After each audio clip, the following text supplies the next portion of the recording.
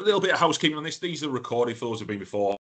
You will know you'll get a link at the end. So if you're kind of on, you'll get a live kind of feed to kind of watch it afterwards. And if people are watching this afterwards and weren't able to get on, hey, you don't miss out, which is brilliant. We are going to do something slightly different as well. So we are going to try some live polls in here. A little bit of interactive content. They take about 5 to 10 seconds and they are anonymous. Kind of given how the world has gone since we put this on. I know, James, you're going to cover that off a little bit. I'm really keen to let's talk about maybe up until the end of February and how that looked like, and then let's maybe try and be positive, because I think we all know March has gone a little bit haywire, shall we say, but I think we're all coping, and as a lender, I like to think we're doing our best to support our brokers in there as well. So, James, over to you, mate. You can kick things off and we'll maybe get the first poll going. Yeah, thank you, Chris. Thank you, Greg. Yeah, it feels like there's an elephant in the room, probably, for when we prepped this before Mr. Trump did his interesting thing. Did he not ring you, James, just to make sure it was all right? So you haven't got anything planned. You haven't got a webinar planned, right? Everything was going really, really well until then. But you know, we soldier on in our industry, don't we? So first poll, bit of a sense check for everyone. What's everyone's outlook for 2026 so far? The answers should be coming up there. If you could just click the one that's most accurately describes how you're feeling, and then we can have a chat around it. As Chris said, these are anonymous, and they should be through in about 5 to 10 seconds, and then we'll have a little chat around it. That's interesting. So that's the first time I've seen these. I quite like how it kind of moves around live a little bit. Yeah, okay. I think that's probably quite a good barometer. So about half the people are less optimistic than 2025, which I think is probably fair. I was expecting it to be a lot higher than that. I just kind of given the noise and the rhetoric, I thought it would be a lot higher, but it's good to see just shy of a third, a little bit more optimistic than 2025. So yeah, it's good, Dan. That's nice. We're a resilient bunch.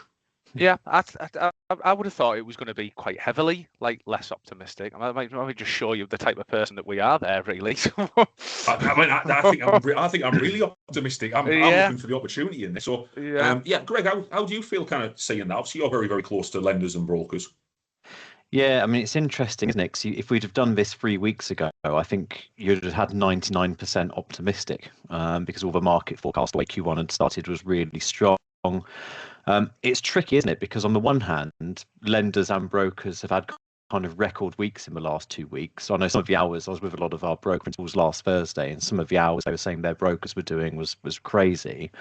But I suppose what we're all worried about is, are we signing up business which was already going to sign up anyway? Because it's the kind of maturities and where's the purchase market going to land? And to be honest, as you can imagine, we've got lots of people internally we can speak to. I speak to the economists at the top 6 all the time, and it's a real watching brief day by day at the moment, isn't it? But what I would say, you mentioned that word resilient.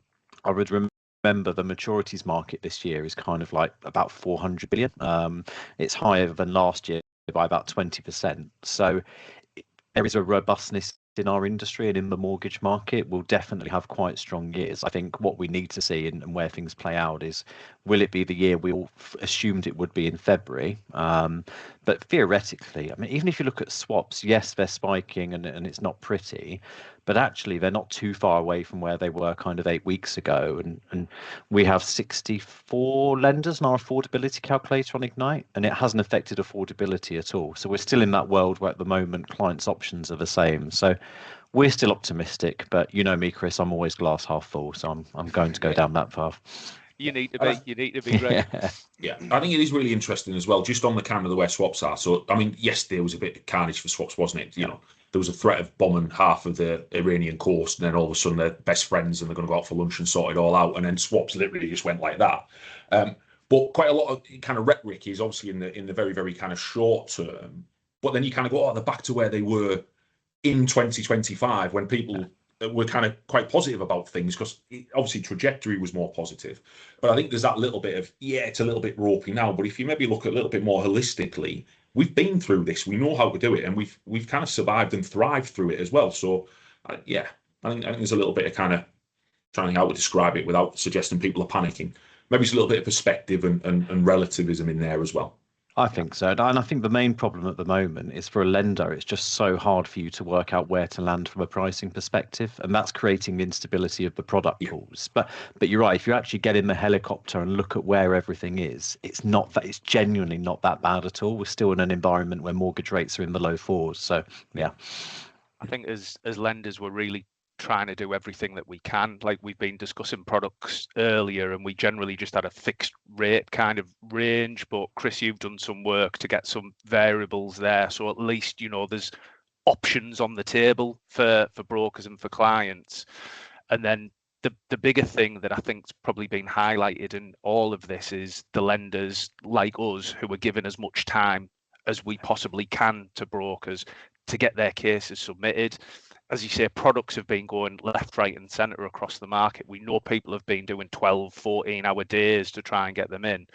We've been given at least 24 hours with our broker commitment. That's honestly, it's going down really, really well. And there's other lenders who are doing the same. And then you see the other end where lenders aren't, and you're like, oh, that is such a kick in the teeth. It is, and it's not a period. I think it's one of those where we all need to rally together, isn't it? So it's definitely not the right climate to give anybody a bit of a public kicking. But I do feel, speaking to brokers, that they want lenders to show they care and they understand. And I think actually, I know commercially it's really hard to give notice on rate pools at the moment. It's a very tricky thing for a lender to do, but I do think it's getting noticed. So a big well done to Darlington and several other lenders actually. But I think it shows intermediaries are at the core, and the end customer gives more time for them to secure the better rate, right? Which is actually what this is all about. Yeah. What are your thoughts really on the rest of the year then, Greg? I know you've mentioned that's a big pool of retention business there. The elephant in the room is like, how long is this going to continue? Probably. So it is a little bit finger in the air. But what are your thoughts with the rest of 2026? Yeah, so we're still fairly optimistic. We've not done any reforecasting. We've not done any change of plan. So I still think if you look in January, the forecast were for 320. I think IMLA said 300 UK finance for gross lending. Let's say we look at 300. That's still good growth in the market. And I think there's still going to be a strong property market, because I think twofold. One, it was a strong property market last year, and then pre-budget it just went flat, and then the budget was so late there wasn't time to come back. So there's pent-up demand from there. I heard anecdotally from a lot of our key partners that January and February they were really busy activity-wise. And then I think first-time buyers. I think if you just look at affordability in those changes, and you guys front and centre there, but we've done some modelling, and the average first-time buyer loan has increased by 35k on our Ignite system in the last 12 months. That's big. That's really significant. And I think if you time that again with the fact that wages and house prices they're still disproportionate, but it's been the best place it's been for kind of 6-7 years. And also we now meet the FCA once a month, and they're just obsessed with first time buyers and home ownership, which has clearly come from the government. So I genuinely think we'll still be on for quite a strong year. I think it should still be higher than last year, but with a very big focus on maturities. And then the other thing, of course, is one positive of the last couple of weeks has been everybody whose product comes up in 3 to 6 months has had a remortgage secured, which would have been PT business. So again, that's very good to see that remortgage side stronger this year as well, which I think will continue. Yeah, that is good. That is good. So I think we've got another poll coming up. This one will be quite interesting, actually. Which area of regulation is creating the most friction for you to place a case? Now, this one will be interesting. I know the affordability. I want to see the answer to this one. Yeah, the affordability. We made some big changes last year with the FCA changes, so I'm hoping that's lower than it would have been. Lender criteria eligibility, documentation, and admin. Ooh. Yeah, I wasn't expecting that. No. There we go. There's a few late responders. Right, affordability and stress testing still the major thing. Yeah. Interesting. I do wonder whether or not that is maybe a bit of a concern around obviously cost of living and going up and what that might have. I think Greg, you hit the nail on the head before. 35k more availability. So I think a lot has been done, but potentially more to do. Really interesting on the lender criteria eligibility. And I was going to touch on it, James, actually, when you kind of were asking Greg about how the rest of the year might pan out. Yeah. Obviously, depending on how long this goes on for, we could be set up for a little bit of a sprint finish to this year as lenders try and secure kind of pipelines and other bits and pieces. And I do wonder whether or not that'll lead to, we'll just pull the rate lever, and there'll be certain lenders who'll do that. But for a lender like us and building societies who don't really have that option, or we do, but it doesn't actually make much difference, the other lever is the criteria lever. Yeah. And again, Greg, you kind of said about glass half full, and I was trying to find the positives. But I think there's some real positives out of this. Actually, lenders are going to have to look at their criteria and widen their jaws a little bit if they're going to do this year's business, because they can't drop rates. Peer 2 building societies and even potentially Peer 1 definitely can't. And therefore, actually, do we support more of the underserved, which is our purpose, and that's benefit for this year, but also next year and ongoing. So interesting, that kind of poll response leading itself a little bit probably where our thinking is, in the sense of that brokers are still finding cases tricky to place. Therefore, is more innovation required. I do wonder whether or not, just kind of thinking out loud, maybe off the back of this, whether or not we can maybe get some survey out. I'm talking to Jenny in the green room here, to the brokers on the panel to say, actually, what would you like to see? What specifically in that are you looking at? And then whether or not we can maybe take some action the way and see what we can do. But yeah, okay, yeah, that's really interesting. The admin side of things, that's still quite a weighty group, isn't it? And we internally are trying to reduce the amount of documentation that's required. We obviously individually underwrite, rebuilding society, but we have levied into tech quite hard using the MSO platform, and we're really wanting to try and make the whole journey as easy as possible, and still have that underwriter at the right point. I think is the thing that we're trying to kind of do. I think, I'd agree with that. And I think there's obviously enhancements with AI, CRM systems are kind of getting a lot kind of more involved in it. It feels a little bit Wild Westy though, I think, at the moment, AI. I think there's quite a lot of people kind of going, oh, I know I can use it in this, but I don't know if I'm allowed to use it in that. I don't think there's a world where AI advice is probably what people are pushing to, but there's definitely like agentic things where it can actually just support moving of documents, reading of documents, summarizing documents. And I think, obviously, I'm close to the MSO kind of project that we do internally, and they're looking at how agentic AI can support that journey. But I think, James, you've hit the nail on the head. It's not about creating this kind of fast lane. It's about saying to a human underwriter, text on the heavy lifting, you focus your attention where it's required. But I think the inverse of that is also probably the broker around AI, in the sense of let it do the heavy lifting. But, probably as we all see at the moment, the power of advice is probably more needed than ever. But we'll be getting to them questions, Chris. We'll be getting to those AI questions. Don't you worry. Don't you worry. I think there is definitely a burden on criteria. A burden on documentation there, and I think there's more.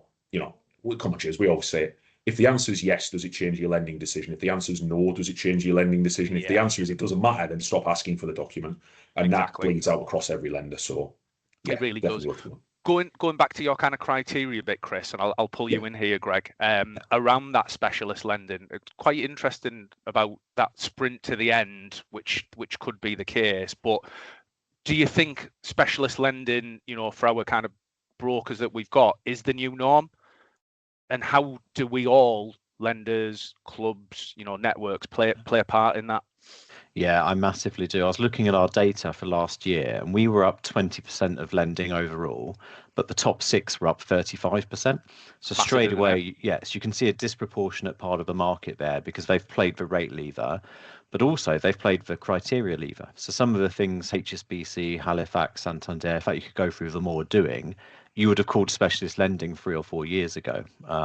So that then creates the pressure in the other tiers and the other lending groups. And again, we saw some really interesting patterns. So the small and medium regional building societies all had really big growth, because I think you've been very innovative and grasped that.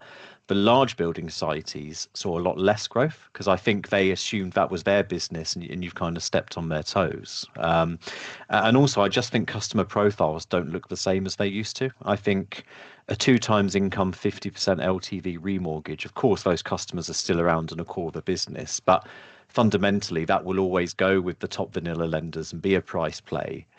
we're seeing so many more other kind of client scenarios with two incomes, lots of self-employed, credit blip seems to become very normal. So we're seeing a really big industry there. So we definitely see it going that way. And we obviously have the data from our Ignite tool on criteria searches. And it ties in with your poll, because we can still see, despite the innovation in the market, we can still see so many cases not being placed, and it's kind of there staring you in the face. So it's who's going to get braver. In terms of where we can promote, I think it's kind of education piece and upskilling. We're actually launching in May something called a Specialist Lending Academy, where we're going to be going through and taking brokers through to the specialist lending qualification, but upskilling them over a 12-month period in those market areas, because we just think that's where the knowledge gap is. And for our broker firms, we can't help them place a 2 times income case for Halifax. They're better than we would ever be at educating there. But what we can do is say, have you realised foreign nationals is now a huge part of the market? Have you seen buy-to-let has now gone down the HMO route? Have you seen kind of that adverse credit is a big play in the market? Which and so this is what we're looking at, upskilling our broker firms, and I think there's huge opportunity in those areas. Yeah, you can't stand still, can you? If you No. if you want to kind of keep succeeding and keep growing, you can't stand still, and that is all of us at every level. Lenders, networks, brokers, clubs. That the whole lot needs to go on that journey together. And part of that journey, Chris alluded to, AI, hot Love topic AI. this year, isn't it? I think my AI capabilities have been the odd AI generated picture where I have hair, but I would love to get everyone's thoughts on AI this year. Are you currently using it in your business? Let us know, because I'll be quite interested in this. There's a few AI bits that we've got with our emails. What was it called, Chris? What was the tool called? Copilot. Copilot, that was it. Yeah, I couldn't remember it. And Copilot is so good as well. We've got it embedded and it's learning. And this morning I had to do a summary on Basel 3.1 for our governance committee. And I kind of knew my thoughts. I roughly know what it is. Dumped it all in Copilot, and it spat out the best 4-page summary I think I've ever read. And I just thought, that was good. Yeah, that's really interesting, that, Greg, I think, in terms of Copilot, because I'm kind of talking internally, but there's a fear of people not having knowledge, asking AI a question, getting an answer that they don't know if it's true, false, or indifferent, and then running with it. Yeah, because it does hallucinate. Yeah, it does. It hallucinates, or depending on the prompt you give it, if it's not quite accurate. Correct. It's all about the prompts. Yeah. Whereas what I found it really useful for is actually, I know my stuff, or I think I know my stuff, but I need you to polish it, reframe it, articulate it better. And the task no longer becomes the hour sat there typing. The task becomes 30 minutes of good prompts, good knowledge, good framing. Then it becomes almost a 10-minute check and read, as you would check anything independently. Correct. And we've started using it a little bit. I looked at, I look after the direct side as well, and we haven't done anything properly with this, but I put our fact find into Copilot and said, can you pull me an advice and recommendation document from it? And it did. It wasn't great. It was pretty poor, but it did. And you kind of go, well, is there something in that actually, that if my prompts were better and the fact find was better, can it support me in that? But then that doesn't become you just trust it because it's a regulated document. It then becomes actually, I'm going to check it and I'm going to make sure it's right and it's got the customer's own words and things like that in it. But I do think people either kind of see AI as like, it's just ChatGPT, and back to James' point, I'll make it do silly things because, hey, that's a bit of fun, all the way through to, oh my God, it's going to take over the world, Skynet, Terminator thing, and I don't actually know where I sit in that journey.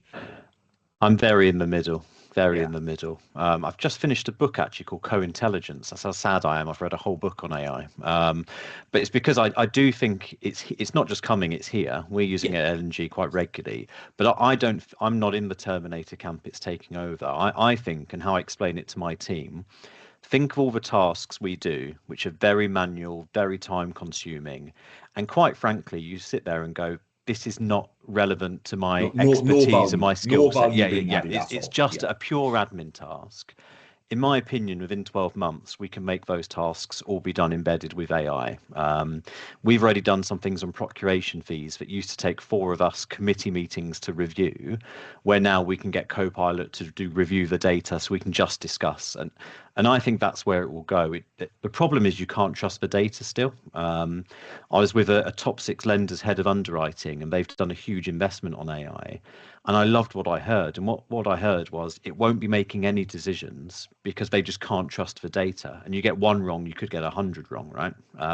However, what it does mean is in theory, they could go, let's lend to Greek nationals who are self-employed, because previously the documents would need to get translated and we'd have to understand the Greek kind of tax rulings. Now AI can read those documents and spit out the output so the underwriter can underwrite the case. And I think that's really interesting, where it won't make decisions, it won't give advice, but what it does do is it means we can do more things that involve actual manual thinking and assessments and do what we all like doing. And when you were going back for a Darlington, isn't that amazing? Because it means there are other things you could look at and go, we'd love to do that, but we've only got 5 people there, so we'd fall over. In 1 or 2 years, you can probably sit there and go, actually, we should be doing that, and now we can do that. And I think that's quite exciting. Probably feeds in quite nicely to kind of how people feel around AI. Is it going to take over people's jobs? Is probably a big concern for people. So as a broker, how would you increase relevance, given changes from the FCA, the AI stuff that's coming in? How would you secure, like, you come to me, I'm your broker, you don't need to worry about AI, execution only, don't worry, I'm still here. I suppose specialists are probably going to play a key area with the specialisms. What do you think, Greg? And vanilla, to be honest. Obviously, up until 2 years ago, my background is all intermediary. So I constantly think about that question and go, where would you input it? And also, I think there's 2 camps for broker. There's some brokers who just don't want to engage at all with AI. I think that's dangerous. I think at the end of the day, we'll all be driven by customer expectation and behavior.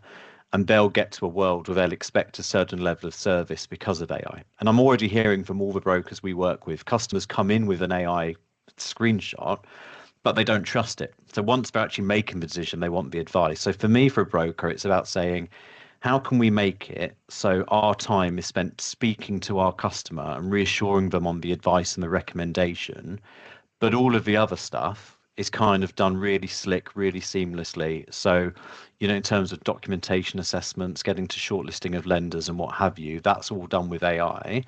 But then we get to speak to our customer and give advice, because quite frankly, even if it was a 2 times income, 50% LTV mortgage, look at the last week with rates pulling and changing with hours notice. AI would be days behind. It wouldn't be able to keep up. It might hallucinate. It could make the wrong recommendation.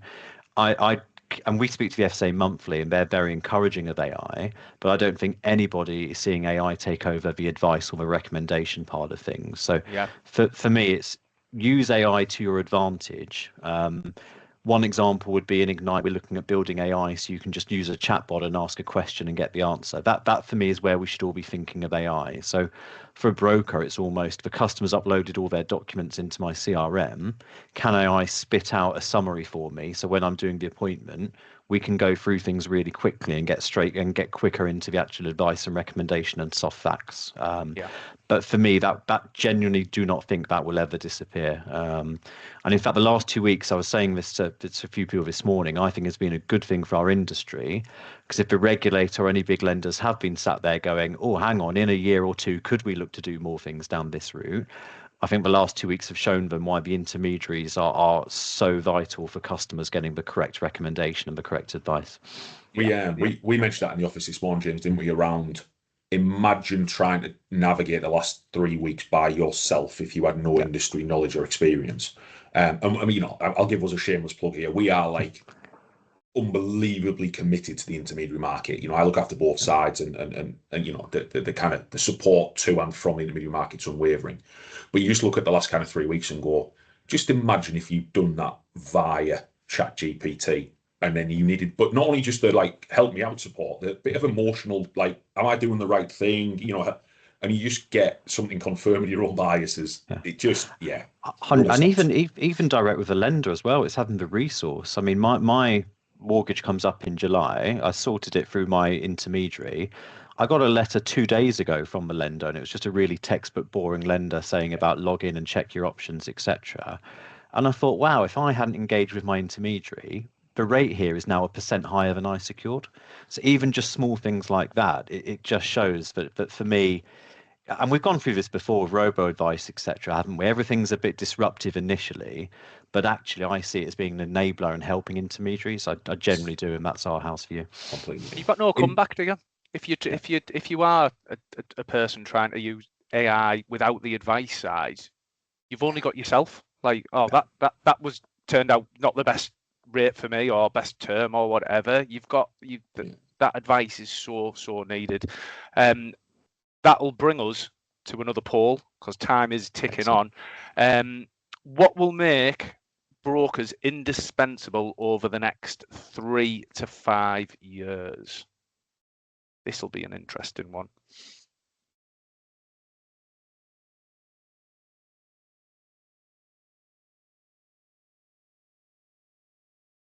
These are good questions, by the way, gents. They are. I'm going to steal the I mean, Greg, to this. listen, no, through no doing of myself. Don't, Chris. Jenny's not on here. We can take it. Jenny's sat in the background, waiting to give us feedback. She is definitely on and definitely listening. Yeah, she is. That was a joke, Jenny. You did a brilliant job. Jenny does a brilliant job. So in fairness, that's kind of where I thought there would be a split in there. Speed, efficiency, reliable lenders. That's great, but I always kind of think, we're not a slick, we are in terms of specialists, but we're not a down the chute kind of offering 24 hours type lender. So I wasn't worried about that speed and efficiency.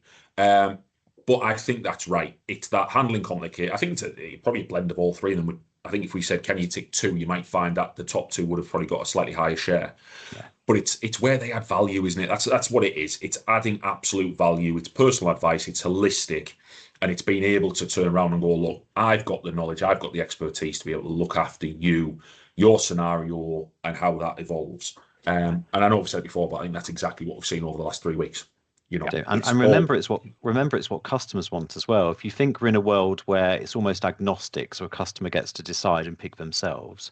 We've gone up to 89% of all UK mortgages being via an intermediary last year, the highest it's ever been. That's customers voting with their feet in quite a stable market last year as well. So I think that for providing personalised advice, that one for me is the one I would circle and say I don't see that disappearing, and we should all just remember it, market it, and be very proud of the role we play. Brilliant. We are about out of time. Mr. Blewett, do you want to do us a little wrap up? I do. I have one question for Greg. I want to ask it around AI. Just on that, I'm not in the Skynet camp. Do you say thank you to AI, just in case? No, but only because that causes more energy. And actually, if everybody says please or thank you, we would almost be combined burning down another rainforest. Yes. So I don't. But if AI ever comes and asks me in 20 years and threatens me and my family, I'll explain that was why, and it was for a good cause. Yeah, I'm still saying please and thank you just in case. Yeah. It's always nice. Just in case. Playing the long game. No, you're looking well today, Alexa. I listened to a podcast about that. And French Connection UK manners. And it effectively, back to your point, it was like for every time you say thank you, it's got to process the data. It doesn't know what to do with it, so it just does nothing. But you are effectively burning like fossils and fossil fuel and everything else to do it. Yeah. But it's a very British thing, isn't it? It's very difficult not to go, thanks, ChatGPT, you've been brilliant. I actually genuinely find it hard not to do it. Yeah. It's a very conscious thing. So we've got some questions coming through and we're short on time. So I think what we'll probably do is if we pull them together, we can maybe go back out on there. There's a really good one there, Greg, I think, about is there any specific advice around how to integrate AI for those who are kind of brand new? So we can pick these up offline and we can get it out. So that kind of nicely leads into the wrap up in the sense that we'll share the polls and the responses. We'll see what we can do off the back of that. It's recorded, if you want to kind of review any of it. The usual like and subscribe, it'll go onto our LinkedIn channel and the loop, which is around everything that we do in the month. I've enjoyed that. It's been a slightly different topic. Normally we do kind of criteria stuff. So that's really good. And I think we've managed to probably convey that, hey, everything's going to be all right. We're all super good at what we do. And, there's plenty of reasons to be optimistic in 2026, which is brilliant. Greg, thank you very much. It's been brilliant having you with us. Jenny in the background, thank you. The polls worked seamlessly. We got the answers. I know we were nervous about that, so that's fantastic. And James, again, great host, mate. So thank you. Always a pleasure. Thank you for joining us. And that's it. Yeah, look out for the email, and we'll go from there. Cheers, everyone. Thanks, everybody. See you on the next one, guys. Bye now. Bye.